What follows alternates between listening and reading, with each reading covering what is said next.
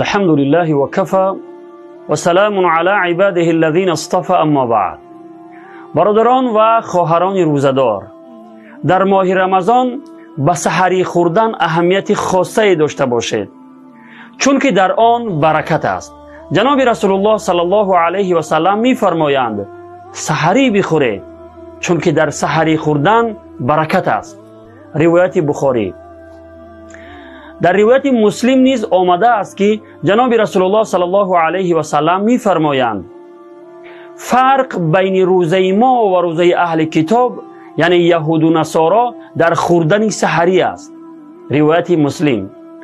فقها و مجتهدین اهل سنت می فرمایند که در رمضان سحری خوردن مستحب است و مستحب آن است که با انجام آن مستحق ثواب می شود انسان، ولی با ترک آن گناهگار نمی شود و قابل ملامت هم نیست.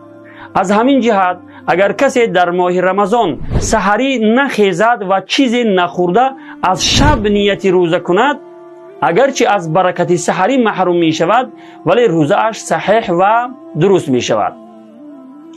وقت سحری چطوره که فقیه ابولیث سمرقندی رحمت الله علیه می فرماید حصه آخر شب است.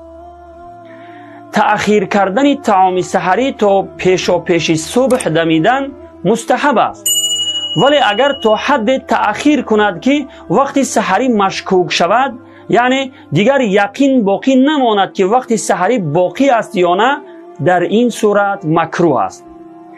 اگر شک دارد که صبح دمیده است یا نه، باید چیزی نخورد، ولی با وجود شک اگر چیزی بخورد روزه اش معتبر است، یعنی روزه اش را به فاسد شدن حکم کردن نمی شود تا زمانی که یقین نشود که صبح دمیده است.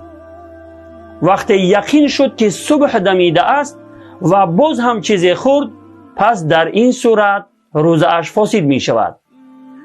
به حواله فتاوای عالمگیری معروف به الفتاوی الهندیه. والله اعلم بالصواب.